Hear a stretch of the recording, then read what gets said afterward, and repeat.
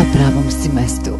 Bravo! U Zadruzi je pušten snimak na osnovu kojeg su gledalci došli do zaključka da Ana Korać ne sme da se raspravlja sa Ljubom.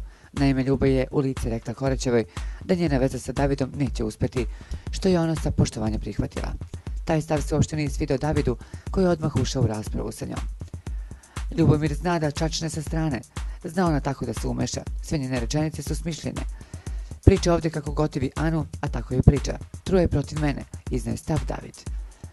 Joj Davide, kako se tako uvek upeteš, kako sam te se hranila lažovu, gotovosti nemate, dobacivala je Ljuba. Ana se ne plaši nikog, ona svaki dan pije tablete koje se zovu bol u kurcu, znam je Anu, ne treba da je dotiču. Super je što te baš briga za sve, govorio je opušteno David. Ona meni ne odgovara jer zna da je sa mnom načisto, nemamo problem, priznala je Ljuba. Aleksandra Subotić je također prokomentarisala da Ana ne sme da se suprotstavi Ljubi jer ona zna pojedine stvari o njoj, na što je Ljuba uzvratila da ona zna sve o svakom.